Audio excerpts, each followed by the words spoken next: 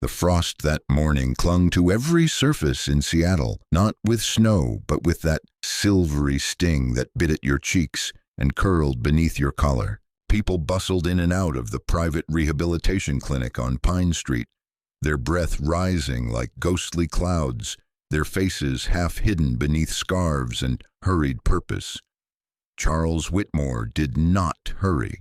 The tall, sharply dressed man emerged through the clinic's revolving door with the precision of someone who was always in control, or at least needed to appear so. His tailored wool coat hung heavy over a three-piece suit, and even his gloved hands moved with economy. Beside him, in a custom wheelchair, sat his daughter, Emily, 11 years old and silent. She had not spoken much in the past 3 months. The accident had taken more than just movement from her legs.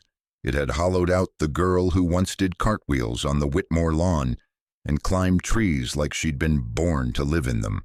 Now her face was pale, not from the cold, but from the effort of pretending she wasn't broken. Charles adjusted the scarf around her neck and glanced at the waiting car across the curb. As they began to move forward, he noticed someone, just a flicker of movement, on the concrete steps to the clinic. A boy, probably 15, a ratty red hoodie pulled low over his face. His jeans were shredded at the knees, and his backpack looked like it had been sewn together by time itself. He wasn't asking for money. He wasn't even holding a sign. He was drawing.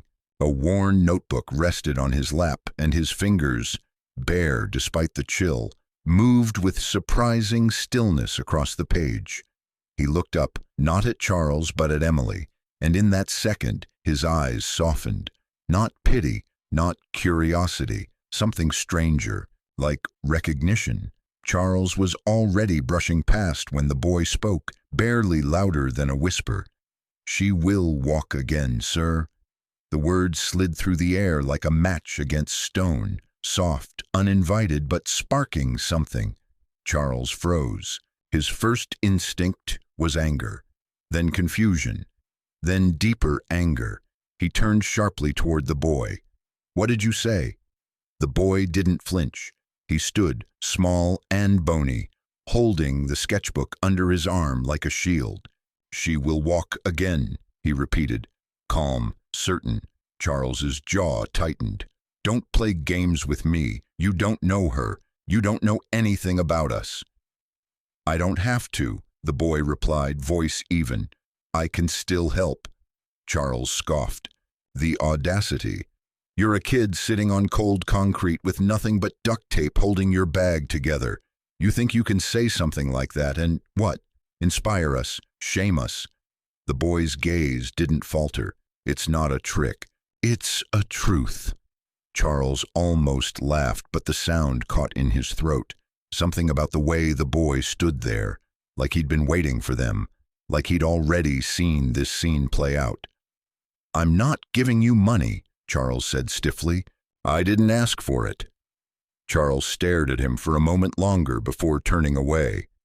"Come on, Emily," he said briskly, and wheeled her toward the car. But that night, long after Emily had fallen asleep and the house was still, Charles sat at the end of his long mahogany desk, replaying the boy's voice in his mind. She will walk again. It had been months since he'd heard anything close to certainty. Doctors spoke in percentages, therapists in probabilities. The boy's words, so blunt, so irrational, should have been easy to dismiss. And yet, the next morning, as Charles prepared Emily's tea, he caught something in her eyes. A flicker, a trace of wonder where there had only been resignation. That made up his mind. Not because he believed it, but because he couldn't afford not to check. When he returned to the clinic the following afternoon, the boy was there again, as if he'd never left. "I figured you might come back," the boy said simply. Charles studied him. "You're not going to stop, are you?" "No, sir." "What do you want from us?" "Just 1 hour," the boy said.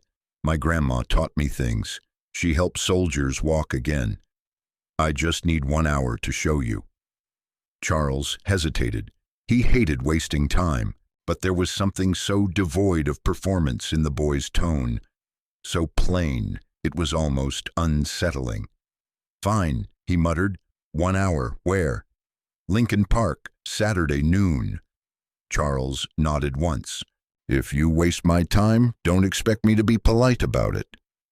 "I won't waste it," the boy replied, already sitting back down, returning to his sketch.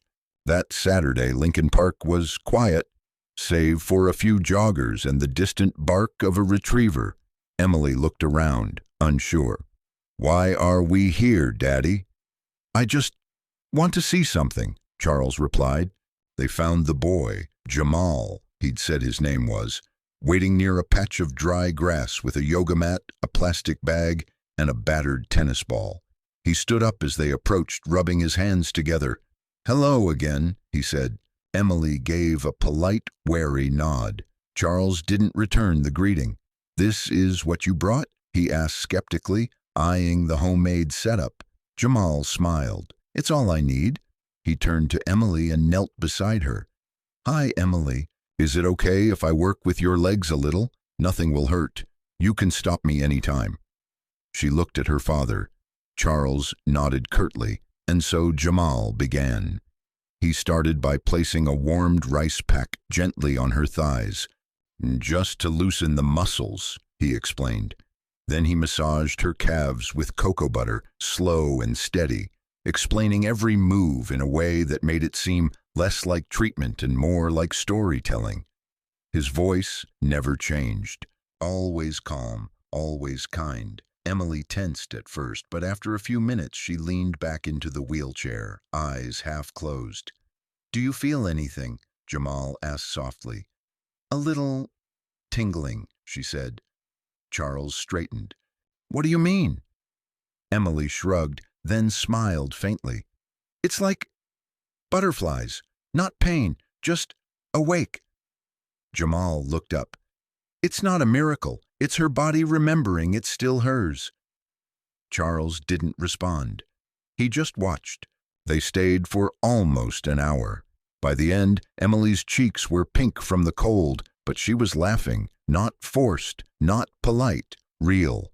Charles knelt beside Jamal before they left. "Where do you live, son?" Jamal hesitated. "Nowhere permanent." "Why?" "My grandma passed last year." Charles was silent for a long moment. Then he said, "Would you consider staying at our home?" Jamal blinked. "Why?" "Because my daughter smiled today." By the time Saturday came again, something had shifted in the Whitmore household. The staff whispered a little softer. Emily's nurses seemed more attentive, as though they sensed the change before they understood it. And Charles, once a man whose days were carved into 15-minute increments, had cleared his entire morning. They arrived at Lincoln Park at 11:50. Jamal was already there. He wasn't drawing this time. Instead, he was arranging a faded bath towel across the grass, patting it flat with a kind of quiet reverence. Next to it sat a second-hand duffel bag filled with unlikely tools, a tennis ball, a container of cocoa butter, a rolled-up stretch band, and what looked like a sock stuffed with uncooked rice and tied off with string. He looked up and smiled as they approached. "Hi, Emily." She smiled back, small, shy, but it was there. Charles stood a step behind, his eyes scanning the park, then the boy's face, then the contents of the bag, like he was still searching for the catch. "Didn't expect us to come back, did you?" he said. Jamal shrugged. "I hoped." Emily turned toward him. "What are we doing today?" "We're just going to talk," Jamal said, sitting cross-legged beside the mat. "And I'll show you a few things. No pressure. You're in control, always." He unpacked the rice sock and handed it to Charles.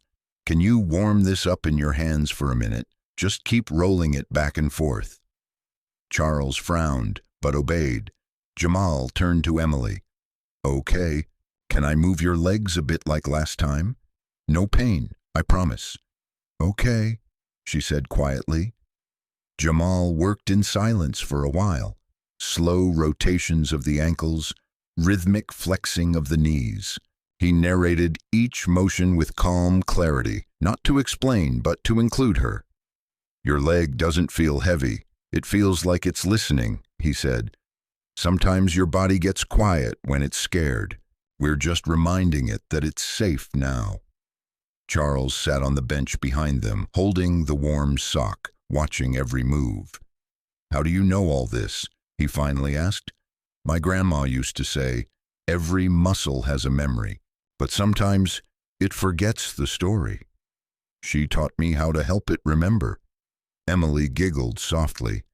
"That sounds like something a wizard would say." Jamal smiled. "She kind of was." He laid the rice sock gently across Emily's knees and adjusted it until it sat just right. "You feel that warmth?" Emily nodded. "Yeah, it's nice." "That's your body relaxing. That's when the magic happens." Charles folded his arms. "Magic?" Jamal looked up. "Not the kind with wands, the kind with patience." For the next half hour, he guided her through light stretches, foot taps, and breath work. Nothing dramatic, nothing miraculous, but something was happening. Emily was present in a way she hadn't been in months. She asked questions. She told him about her favorite books. She laughed. At one point, she reached down and tapped her own knee. "Can you feel this?" She asked it, like it might answer back. Jamal chuckled. "You'd be surprised how often it does." After the session, Emily was glowing, not from exertion, but from the attention, from being talked to, not about. Charles helped her back into the wheelchair and hesitated before speaking. "Do you do this often? With others?" Jamal shook his head. "Not anymore." "What about school?" Jamal glanced down.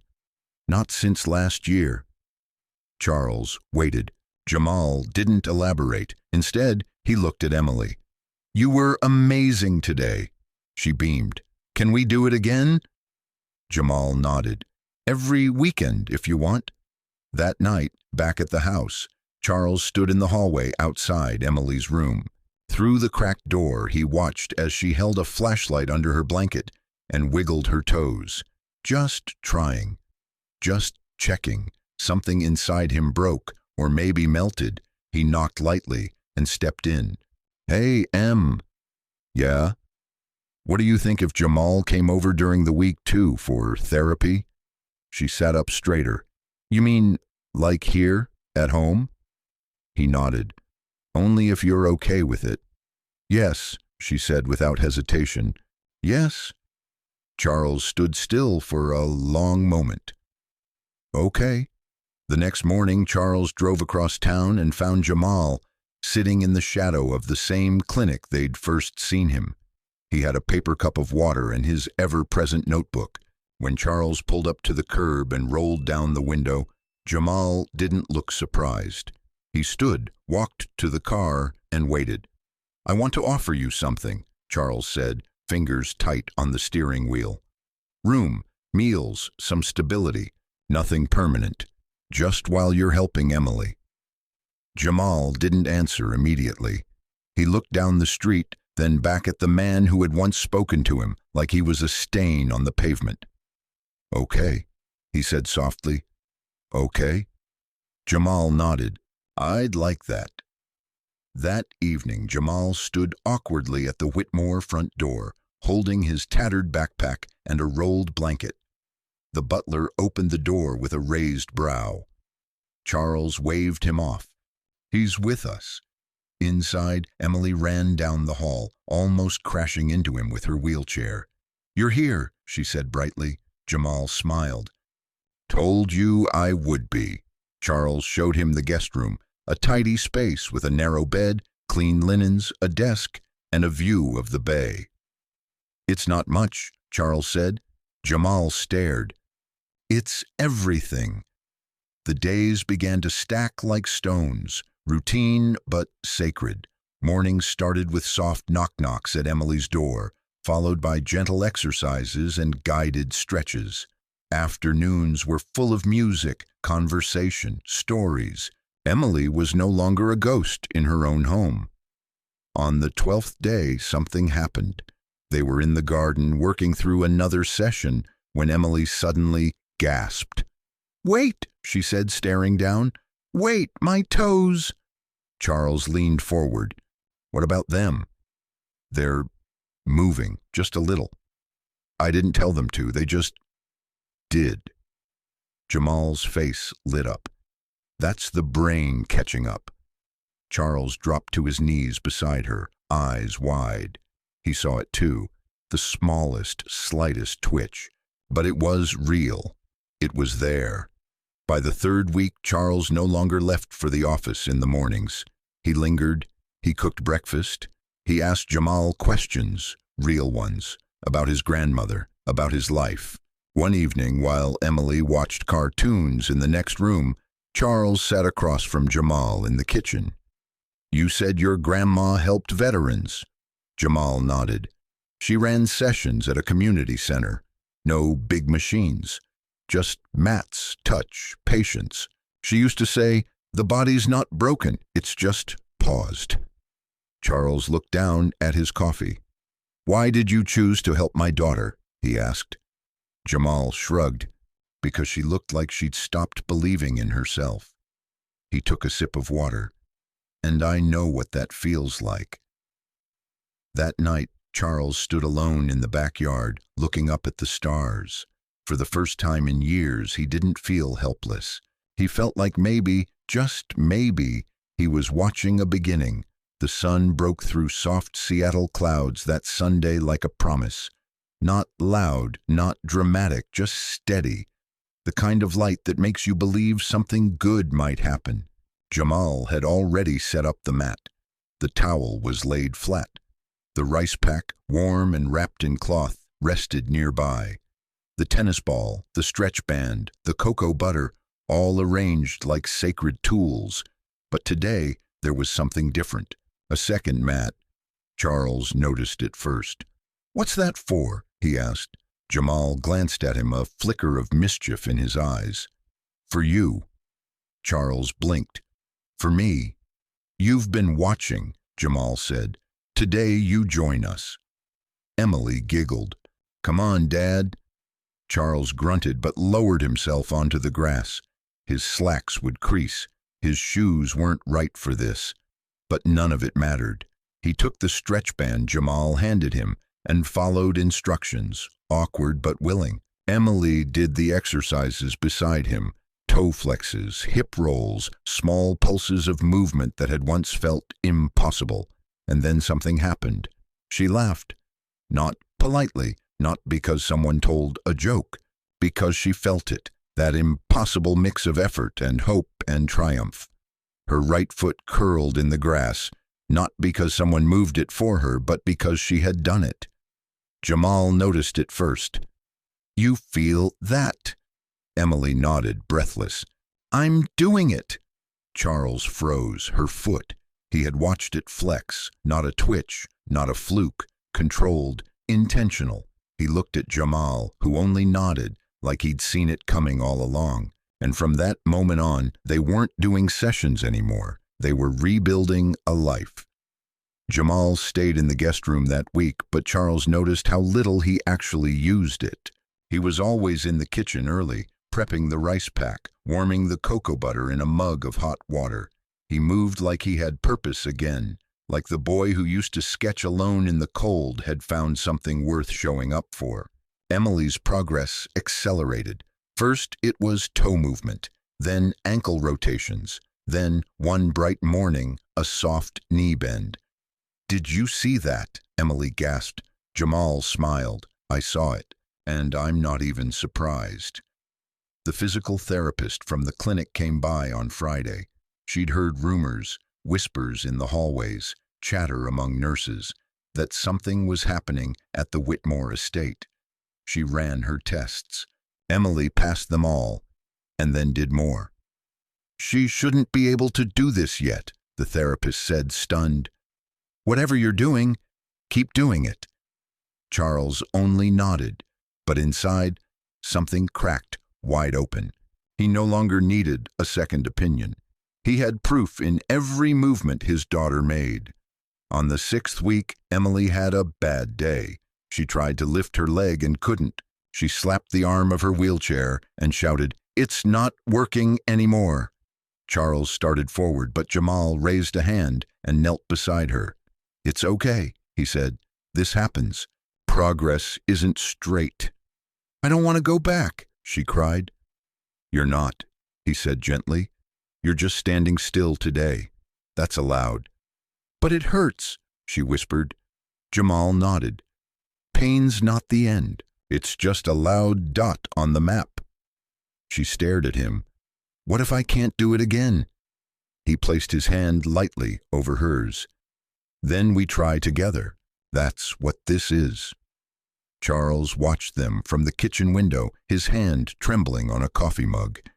He didn't interrupt. He didn't have to. Week 7 changed everything. They were in the living room. It was raining outside, the sound of drops soft against the windows. Jamal sat cross-legged in front of Emily, stretch band looped around her knees. Charles stood behind her, hands gently under her arms. Jamal's voice was soft. "Ready?" Emily nodded, her lips pressed tight in focus. "On 3, Jamal said. 1, 2, 3. And her knees lifted, both, not inches, centimeters, but they moved and stayed. Charles's knees buckled and he dropped beside her, his hands clutching the floor as if it were the only thing keeping him grounded. He didn't speak. He couldn't, but Emily turned toward Jamal and whispered, "I did it." And Jamal, his eyes glistening, only said, "Yeah, you did." By the 8th week, word had spread. A nurse from the clinic had seen Emily in the park and told her sister. A family from the suburbs showed up next Sunday, asking if their son, a boy recovering from a spinal infection, could join the session.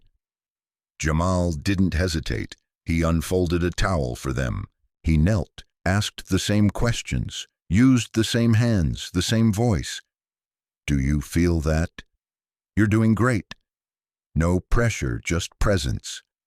Charles watched from the side, not as a client, not as a skeptic, but as a witness. Jamal had something the world couldn't train, something that didn't come from degrees or certifications. He had patience that spoke louder than medicine. He had presence that made people believe. Week 9 was different. Jamal felt it before the car even pulled up. The air was charged, not electric, but sacred, like the moment before a first note of music or the second before a curtain rises. The park was quiet when they arrived, too quiet. Jamal looked up from his towel and Charles nodded once. "Today's the day," he said. Emily wheeled into position, not smiling, focused, strong. Jamal knelt in front of her. "Same thing, I guide, you lead." She nodded. Charles took his place behind her. "On 3, Jamal said. 1. Emily gripped the handles. 2. She closed her eyes. 3. And she rose, not in a sudden burst, not dramatically but fully. Her knees locked, her arms steadied. Her face went pale with effort, but she stood. On her own 2 legs, the park held its breath. No one moved. And then she took a step, then another, and on the 3rd she stumbled, right into her father's arms. He caught her, shaking. "I saw it," he whispered, voice cracking. "You did it! You did it!" Emily looked up at Jamal. "You said I would walk." Jamal smiled, tears barely held back. "No, I said you'd believe it. You walked." Charles dropped to his knees in the grass. He didn't care who saw. Didn't care about the soil staining his pants or the onlookers murmuring behind their phones. He looked up at the boy who had changed his world. "Thank you," he said, voice raw. Jamal just shook his head. "I didn't do this alone." She chose to believe. That night, Emily curled up on the couch with a blanket around her shoulders and a smile that wouldn't leave. Jamal sat at the kitchen table, drawing quietly in his notebook. Charles walked in, holding 2 mugs of cocoa. He placed one next to the boy, then sat. "You changed everything," Charles said. Jamal didn't look up. "I just reminded her what she already had." Charles stared at him for a long moment. "You have a gift. You know that, right?" "I just show up," Jamal said, "like my grandma did." Charles smiled. "Well, you showed up for my daughter. For me." He reached into his coat pocket and pulled out an envelope. Inside, a letter of recommendation, full scholarship offer, enrollment details at a medical preparatory school. Jamal stared at it. "I can't." "You can," Charles said, "because if there's one thing I know now, it's that some people aren't trained to heal. They're born for it." Jamal's hands trembled as he took the letter. Emily's voice called from the living room. "Jamal, come see this." He stood, but not before looking back at Charles. "I'll keep showing up," he said. Charles nodded, eyes misted. "We will too." And so the boy, who had nothing but a sketchbook and a rice sock, became something more than a healer. He became a reason people believed again. And Emily, the girl who once stared out windows paralyzed by fear, stood taller every day. They walked into the future together, not perfectly, but powerfully, and never alone.